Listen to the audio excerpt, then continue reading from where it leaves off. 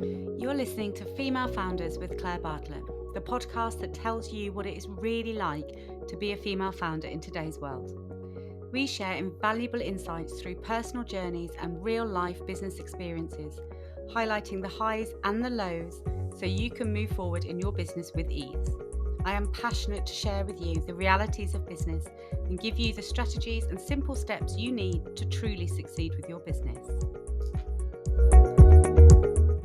Today's episode is brought to you by Xero Accounting Software, a champion of female entrepreneurs and a proud sponsor of the Female Founders podcast.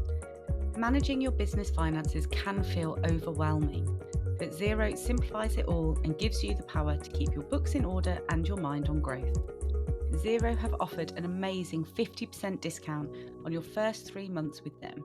So if you'd like to take advantage of this amazing deal, just search refer.xero.com/female founders or follow the link in the show notes. Don't forget to give this show a follow to make sure you never miss an episode and share it with any incredible female founders you know. But for now, let's jump into this week's episode.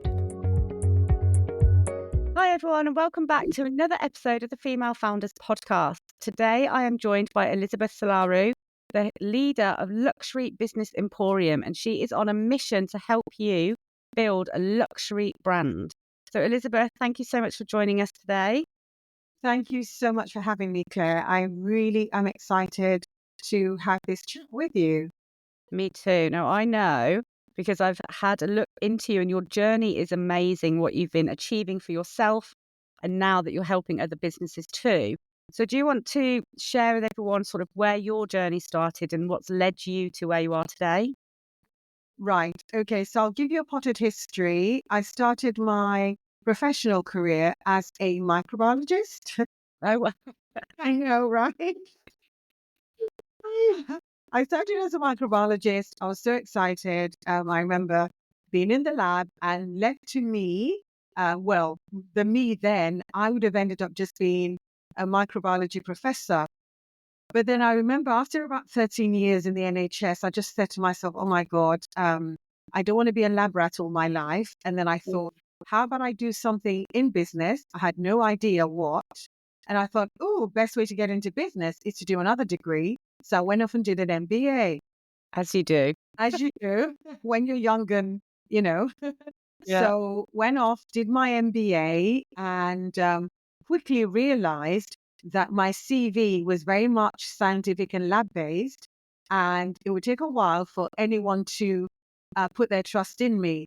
But by networking, and I remember networking I really networked so much, I managed to talk myself into this program where they train chief executives on how to write their CV. So it was a job hunting workshops for really senior leaders. So I took my way into that, learned a lot, and the guy running it a couple of years later gave me a job as a headhunter. So by the time I finished my MBA, a couple of years later, I was able to become a headhunter. So I went from not knowing a single thing about business to recruiting business leaders. And it was a learning curve. And then I realized it was all about people. It wasn't really about what they put in their CV. Yes, qualifications matter, but it was about people. The organizations that I was also recruiting for, there was something about these organizations either overrepresenting or underrepresenting themselves and the candidates doing the same thing. And then you have to look beneath all that to get to the real stuff. So I did that for a number of years. And then 2008, we know what happened then. We had a horrible recession.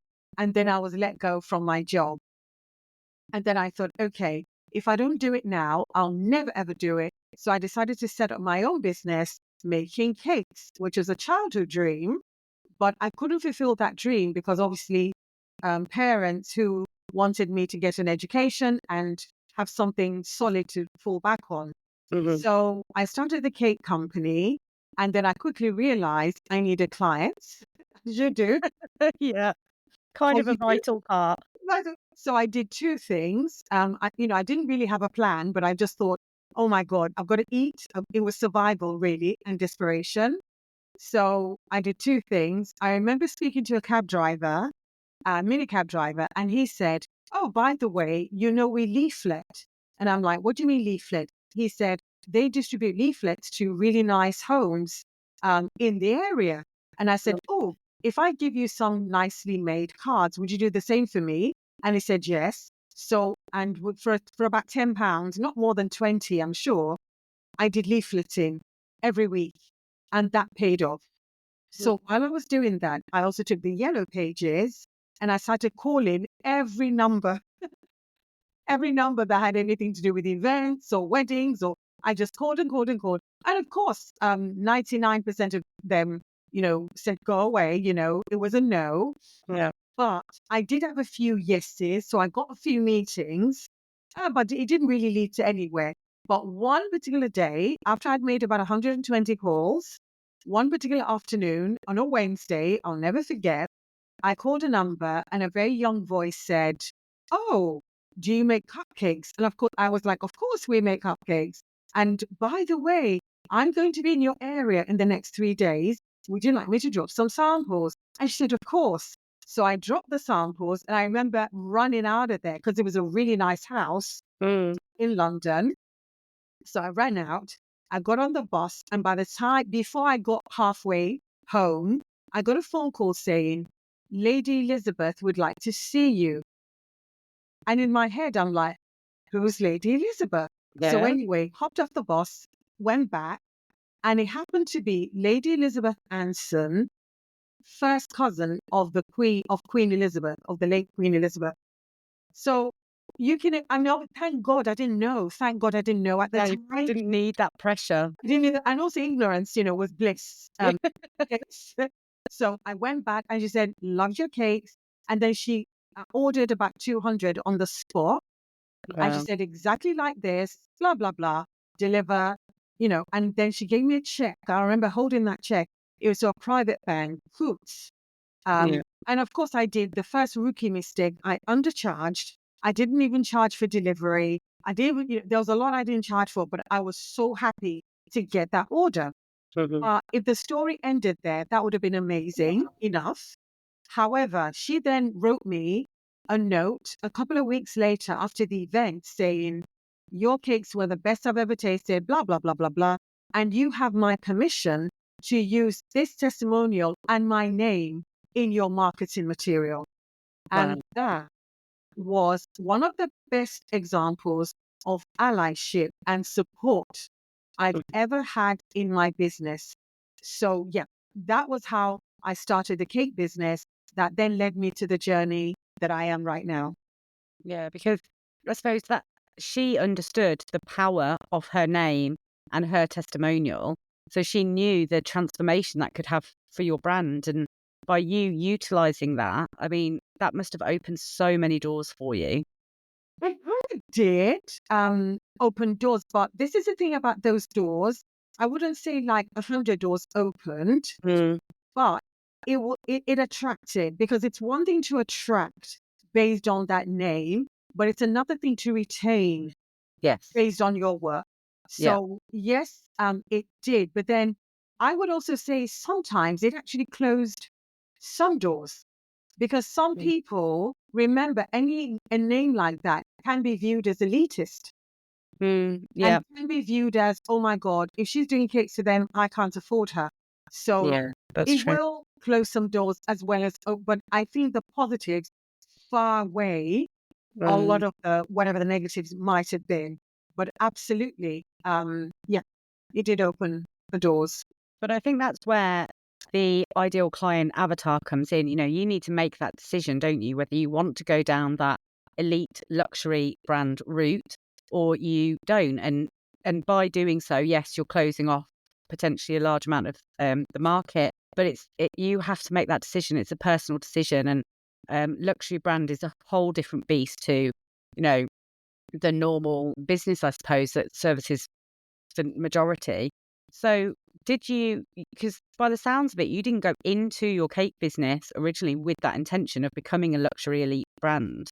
It just sort of, that's how you stumbled. And then once that had happened, was it quite easy for you to make that decision, or did you not even really realize that's what was happening at the time?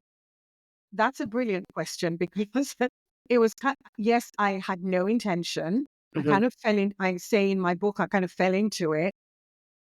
However, another thing I did do, which shows the power of mindset, was that I placed myself in the middle market for a long time because Mm-hmm. I kept thinking, I know my product is not, mass product, but if I can just be in the middle, I was quite comfortable there. Yeah. But I then realized that being in the middle wasn't serving me because the margins were, anyone who runs a cake business will tell you the margins are terrible. The labor, you never really get paid for your labor, Mm-hmm. etc., except if you are confident enough to push yourself into the high-end market. So that happened. It took me a while. It took me quite a few years to then say to myself, you know what, Elizabeth, this is not serving you for the amount. And obviously the people in the middle market, they were happy to pay me.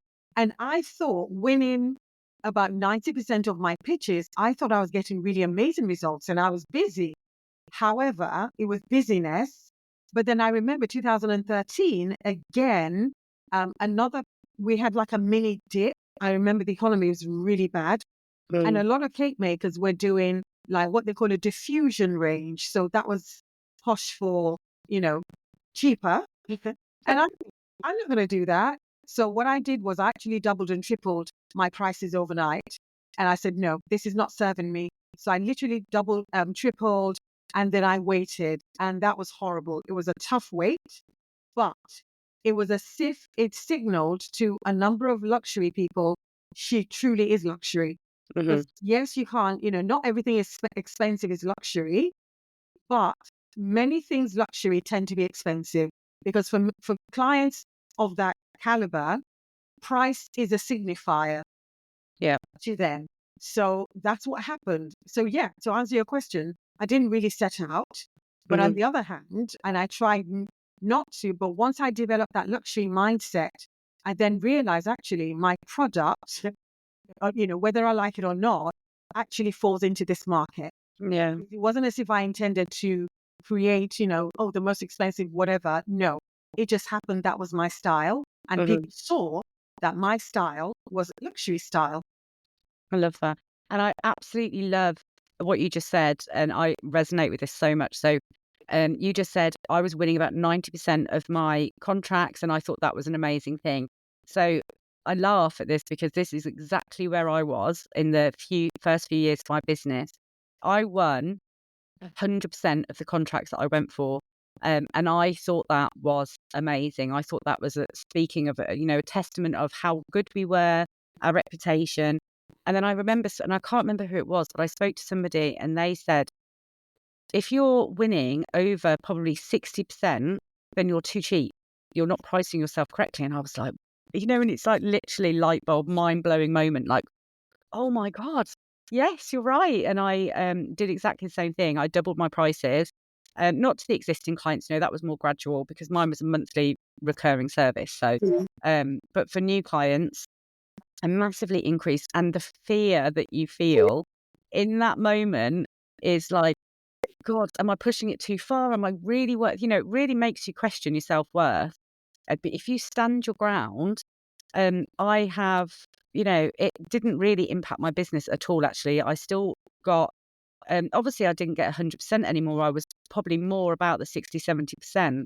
But what I'm getting for those 60, 70% is so much more money than I Yeah. was getting from the 100%. So it's still so worth doing. And I think that, the conversation about making sure you're charging your worth and understanding your worth is a never ending conversation. I think every single business owner, whether they're a luxury brand or whether they're serving the absolute masses, I think we all struggle with that area. But you're right, pricing does, what's the word I'm looking for? It sort of is a message out to the world of who your ideal client is and who you're looking for. And I often say that if that person can't afford you, then they're not your ideal client. It's not that you're too expensive. It's just that person isn't who you're looking to work with. So I definitely think it's a mindset thing, isn't it? And like you said earlier, you didn't want to be in the masses and doing cheap cakes. That's not your style. So you backed yourself and you went for the elite, you doubled or tripled. And I think that's amazing. And I've seen your cakes and they are insane. So Thank 100% you're in that elite market for sure. you. I love what you said about pricing because subconsciously, because pricing is never taught in schools. No. It's never discussed. Even when we write our business plans, it's not really discussed. And then I realized that subconsciously, I tried the 7 different pricing models that are out there. So we always start with cost plus a little bit more. So the cost based, then we move over to the price where we look at what our competitive pricing. So what's competition charging? I will charge that. Mm-hmm. We move over to okay, how about I do dynamic pricing whereby I price based on whatever it is the person in front of me wants, which obviously makes you look a bit unstable because before you know it, you're giving one package to one person and it's a bit messy. And people talk. Exactly. And people talk on your reputation and it's like, oh my God, she only charged me X and blah, blah, blah, blah, blah. Then I realized that, okay, let me try another type of pricing where maybe I price high and then if people negotiate, I can drop. And I tried everything. But then I realized that the proper pricing is value-based pricing. So it based on the value, not only the value you're producing, but the value to their business or to them. Because with luxury clients, they can afford, well, some types, because there are 8 different types, but some types of luxury clients, they can afford anything. But the one thing that is common to all of them is that they want value. And if they feel that you're just another hand in a long line of people wanting to take from them, it doesn't even matter if you're giving it away for free. They won't take it. Yeah. Because it's about the value. Are you truly, truly, truly giving them value? These are people that can afford almost anything in the world. So if they make a choice to come to you, it's based on you being a high trustworthy individual. And we sometimes do not put a premium on the trust that we are delivering. Yeah. So I feel that is part of the value that we deliver when it comes to pricing. Yeah. I think everybody wants a return on investment, don't they? It doesn't matter whether you're spending £100, £1,000, you still want to feel like you've got return on your investment. And I think that a huge amount comes down to self-worth and self-belief. I know my value that I'm offering my clients, therefore I'm comfortable with charging X. But if you are doubting yourself or the value that you're going to be bringing, then you won't have that confidence in yourself to stand by that, that higher value. And I think that's where, we all I'm a huge believer in constant education, constantly working on yourself and bettering yourself. And I think the internal work, I don't think really ever stops. I think we can always be improving on that. But talking about luxury brands and how you put yourself into that elite space, do you believe that any brand, any type of business can be a luxury brand? Easily. Yeah. Easily, more than people think. And I think because when people think luxury brand, they immediately think barriers, right? So you immediately think, oh my God, and you also, when people think luxury brand, they also think luxury lifestyle. That's completely different. Yeah. It's people like us that deliver the luxury lifestyle to the people that can afford it. So that's completely different. And I always use the examples of the well-known brands that we know today. So if I use, for example, Gucci, the founder of Gucci, he left home, he left Italy when he was 17, came to London to work as a porter at the Savoy.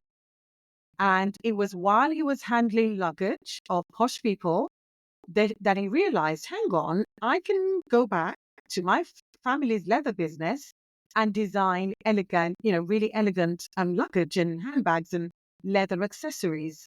So he didn't come from luxury, but he spotted an opportunity.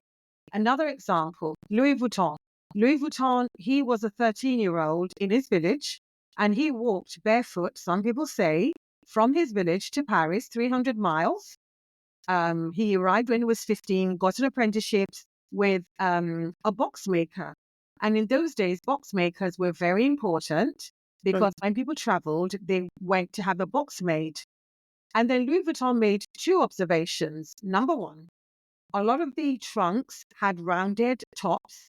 So that meant you couldn't stack them on top of it. And he thought, that's, it's such a simple thing because we take it for granted that trunks are now rectangular. They weren't.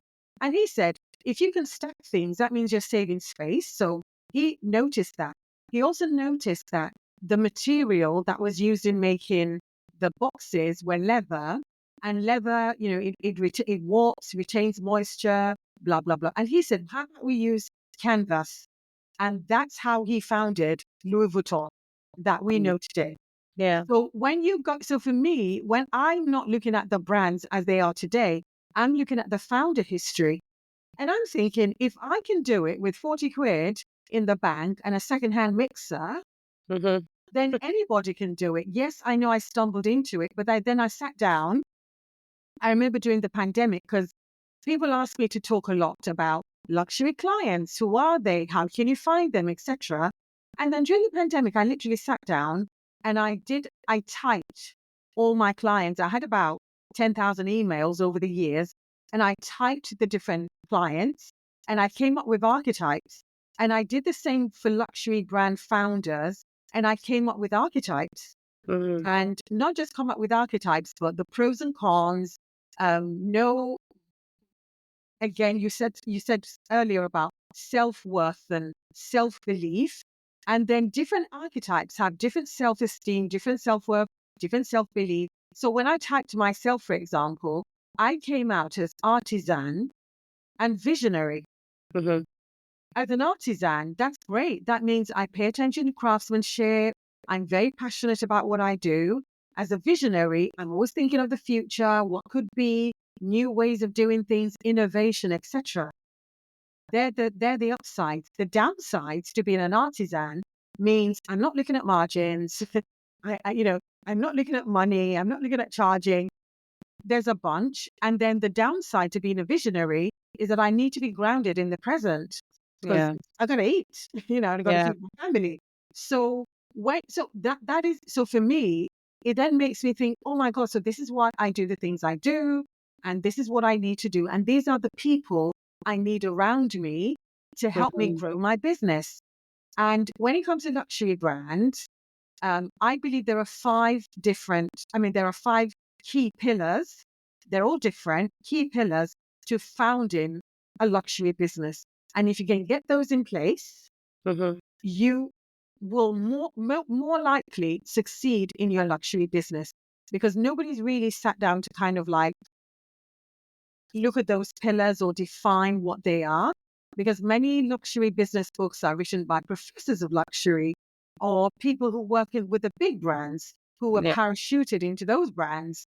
But from a founder perspective, when you've literally done the sleepless nights, you can't meet payroll, you can't pay the rent, that is a different story. So that's why I truly believe that anybody, and I mean anybody, can set up a luxury business. I love that. And I love how, you worked out your own archetype and that you've got conflicting and good and bad on either side. So, and I actually think that's really important, and that can help with understanding your self-worth and just understanding yourself. So how did you do that? Was that just something that you came up with yourself, using what you'd done with your clients? You then used that on yourself. Is that how you did that? Yes, that was it. Because I went back to my MBA days, because I thankfully kept all my textbooks and everything. And obviously did a bit of research as well online. And through the kind of people I've met, because I work in the events industry, where a lot of people were all about serving our clients. And so again, with even each archetype actually has somebody I know in real life. Really? I didn't mention who they were. I didn't, but I literally had that person in front of me. Literally had I'm like, oh my God, this is why X is like this. And that was how I came up with that. Again, I always say to people, You don't have to agree. I'm happy for you to disagree. I love debate. However, many people who've actually read the book and look at what I've done, they're like, oh my God, that is me. I'm an XYZ. They can fit They themselves can in. see themselves. But then again, because we're human, we are fluid in our behavior. You Hmm. can be one way when you're 20 and another way definitely when you're 50, because we all grow and change. Yeah. However, it just gives you a starting point, and it gives you a rough idea of the blind spots that you might have in your behavior or business that you're not aware of. Mm. Because the one thing that I realized as a headhunter was that a lot of candidates had blind spots. Until you show them a video of you interviewing them, they were not aware of the fidgeting, the rubbing of the nose, the expressions, the facial. There's a lot people are not aware of until you show them, and they're like, oh my God, Yeah. I Yeah. really do XYZ. So that's what I was hoping to kind of like do in kind of like, is because it starts with you, that luxury mindset. And I don't mean going out and spending oodles on a handbag or something. I mean, in your heart, knowing that I can serve this section of the population, and the Yeah. people doing that are not extraordinary by any way. They're not unusual. They're just normal people who just found their niche. Yeah. And I think that's so important to get across that, you look at, because 100%, Elizabeth, people might do that with your brand. They might see it on Instagram, see the level of artistry and work that goes into your cakes and think, oh, that's, I'm nowhere near that. That's just nothing like me or whatever. And they might put you on a pedestal, thinking that you are a certain type of person. But behind every business in the beginning is just a normal person. And you say that, with Louis Vuitton and Gucci, we all start at ground zero. Everybody starts at the same place. And some people just have that belief and that drive and just push themselves further than others do. And a huge amount of it that fuels it is the self-belief and the self-worth. And I love that. So you talk about the archetypes in your book, which you've when did it come out? Was it last month or Last month, yeah. last month? So anyone who read the book would be able to discover their archetype and fit themselves in. And I think so often, business owners especially, we don't talk about our flaws because we see it as a failure. So we don't want to say, actually, I'm not very good at sales, or I'm not very good at the marketing, or whatever area it is. But it's actually really critical to understand your weaknesses and then address them, whether that's self development or whether it's finding somebody to bring into your team that's strong in that area. If you as a business owner aren't aware or don't want to admit to your flaws, then you are really limiting your opportunities for success, because you'll never be 100% amazing at every area of business. I think it's really impossible. That's where it's really important to understand which areas that you need support in and then bring that in as soon as you can, whether that's through staff or just future learning. But, when I went into business, marketing, I had no idea about marketing at all. I went into business because I was good at that one thing. And I say this to people all the time. You can't be expected to be great at the accounting, at the marketing, at the sales, you know, you need to have that support. And the most painful bit for me, and I'm very open about this, is the admin. I am terrible at keeping up on top of my admin. It's so overwhelming, isn't it? The email inbox is just never going down. And so one of the first hires I ever made in my business was a PA, was admin support, because Well done. yeah, honestly, it was like, waking up in the middle of the night, like, oh God, I've still got all those emails to answer. It was stressful for me. So I outsourced that bit as soon as I could. And I still today, it's one of the most important people in my team. Then what, and I say to people, they'll say, oh, can we have a meeting? And I'm like, I can't actually touch my own calendar because I get in a mess. So I'll give you my PA's email and she can do it, because honestly, I double book myself or I miss things. I'm just a nightmare with it. But I'm completely open and honest, and I own that about myself. I'm aware of that. My husband does most of our house admin. Like, I'm just terrible at it. I don't know why. It's my 100% my blind spot. So I think it's really important to understand these things about ourselves and just be completely honest with ourselves. Yeah, I'm not that great at that side of things. But do you think that when you're looking at, luxury clients, do you think being good at sales is even more important when you're trying to pitch to the more elite clients? That's another brilliant question. It depends on what you mean by sales. So if you ask me, I would say to you that I've never really sold. Mm-hmm. And I know that sounds a bit contra, whatever. I've never really sold. So because this is how I view luxury clients. And it's the same with when I used to interview people. If you're sat in front of me, that means your CV has done the job. Yeah. I'm already sold. I am spending my time interviewing you because you already met some or all of the criteria, or maybe even exceeded, who knows? Yeah. So at that moment, what I'm looking for, so if I'm sitting in front of a luxury client, they're looking for, do we believe her? Do we trust her? Is she a high trustworthy individual? And how do we feel about what she's selling? So you're you're a cog, not in a horrible way. Yeah. Unless of course it's something personal. So if it's a personal service, like, I don't know, say you're doing hair and makeup, or you're a dress, you're a stylist or whatever, they trust you to they already trust you. So this is not the time for you to then say, okay, as a stylist, give them 1,000 different options. No, this is where curation, if you're a Yeah. good salesperson, you curate. So and remember that not all high net worth clients will have the time to sit down in front of you for a chat.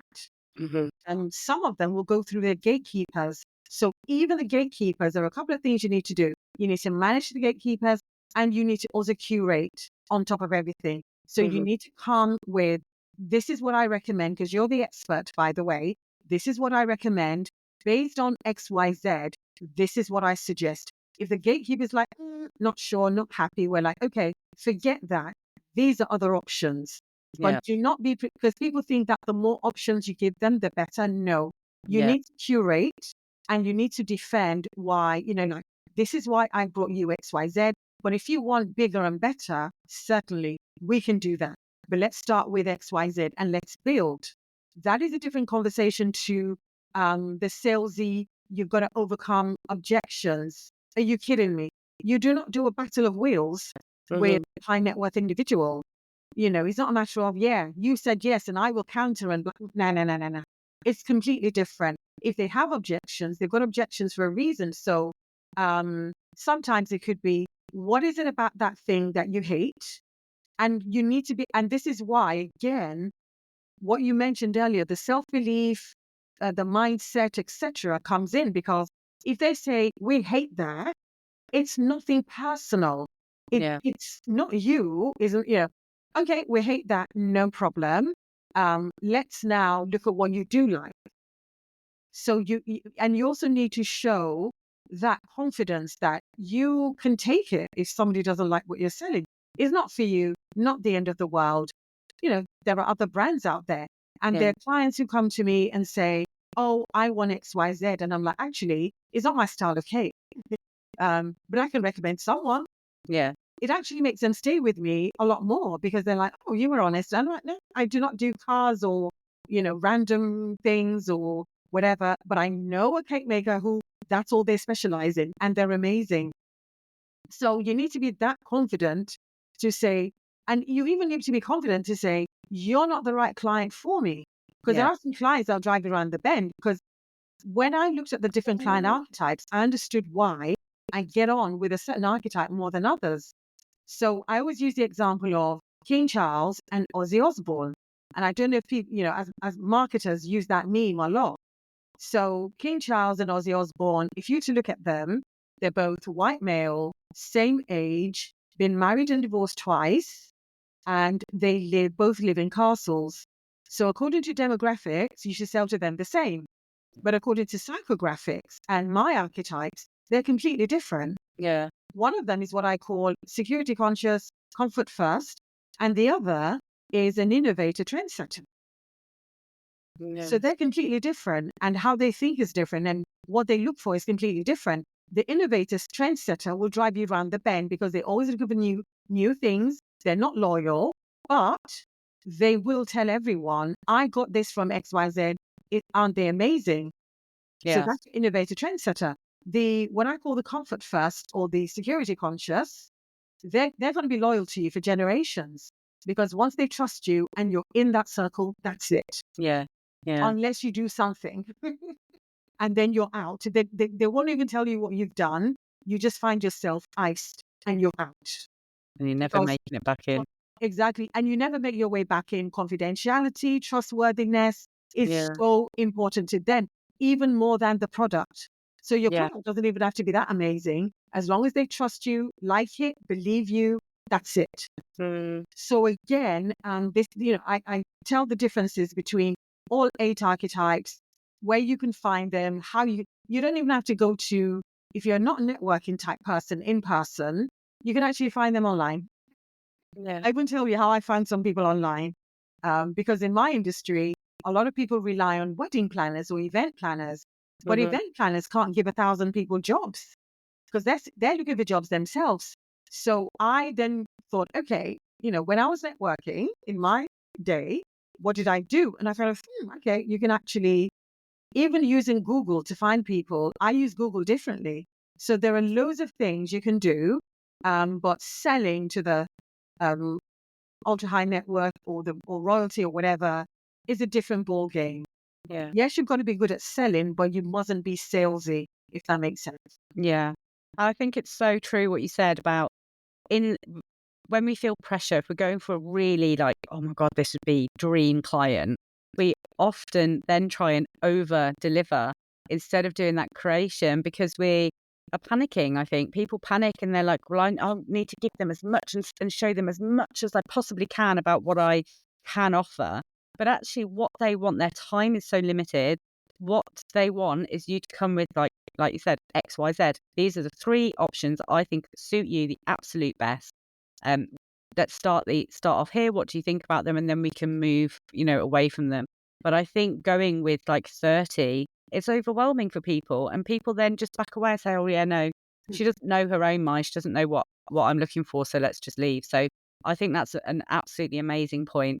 And I think there's always in any business and any client relationship, there needs to be trust is hugely important. But I do agree that I think with the elite level, that trust is probably even more crucial than the product itself. It's building those relationships, isn't it?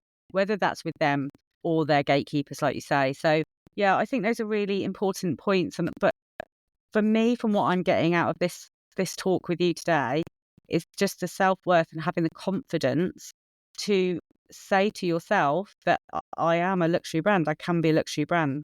And then backing yourself into that space, I think is the sort of the groundwork of it all. And I love I can't wait to read your book. I haven't read it yet, but it's on my read list. So if people want to go and grab a copy, where would they find that?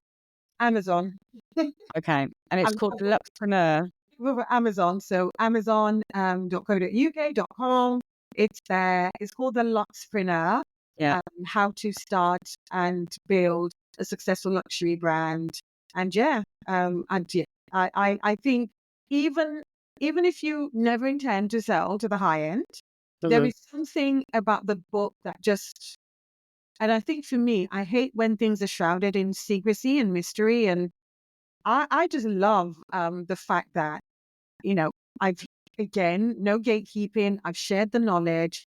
Mhm. And also, as a woman in business, I love reading books by other women in business because a lot of our business views are shaped by men who write about 80% of all the business books out there. Yeah. So that means that, but in reality, about, well, over 50% of businesses, I believe in the UK, are run by women, and women is the largest demographic when it comes to starting businesses. Yeah. So where's our voice in all this, and and also this self-worth and self-esteem situation? It seems to affect us more because of It does. Yeah. programming or something. I don't know. There's no woman, no matter where in the world, we all have that in common. Yeah. That this self-esteem issue, we're told, don't be too this and don't be too that. So for me, being able to just get my thoughts and what I feel on paper to say, this is how I've navigated, this is how I've done it. Mhm. And I don't, again, I'm not one for hiding behind, oh my God, I just got the, no, it was hard. Yeah. It wasn't glamorous at all, but it's doable. I think my core message is it's doable. Mm-hmm. No matter what business you're running, having that self-belief and self-worth and having a roadmap to know this is doable. This can be done. And I love what you said about, anyone who truly can be a luxury brand, that self-belief, that self-worth. But there's also an element of how do you present yourself Mm-hmm. so that the client, because these are people who are very savvy, they know where to poke. Some of them have set up really successful businesses. Some were self-made, some inherited.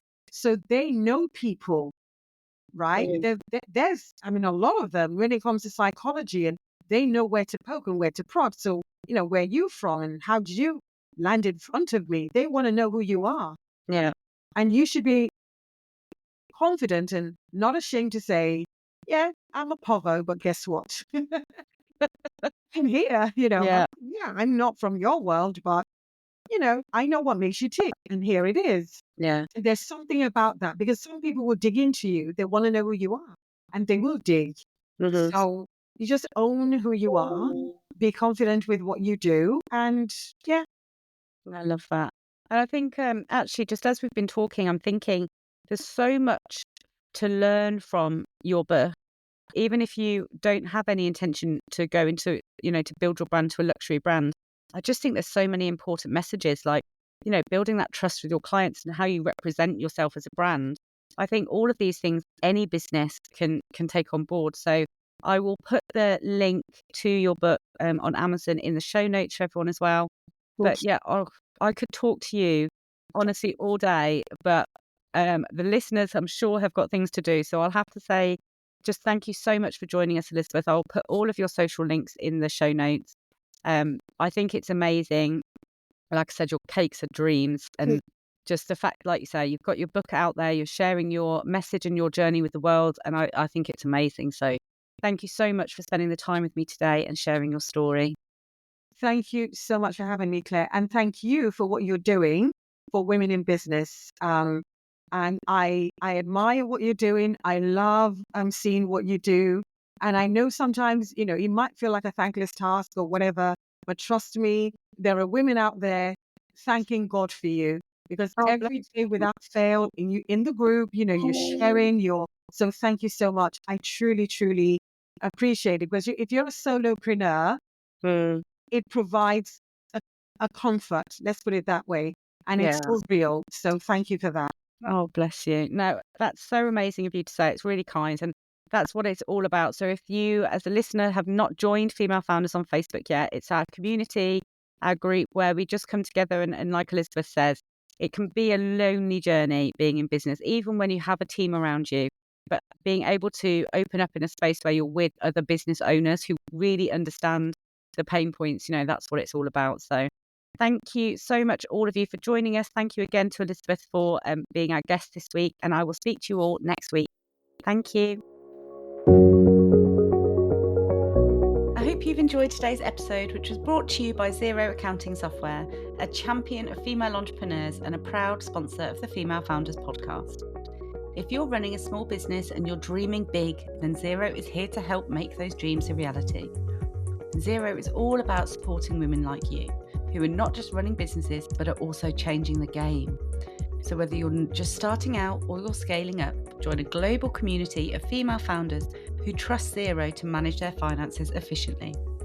Just visit refer.xero.com/female founders to learn more. But for now, don't forget to hit that subscribe button and share this episode with all the incredible female founders you know. And together, let's change what it means to be a female founder in today's world.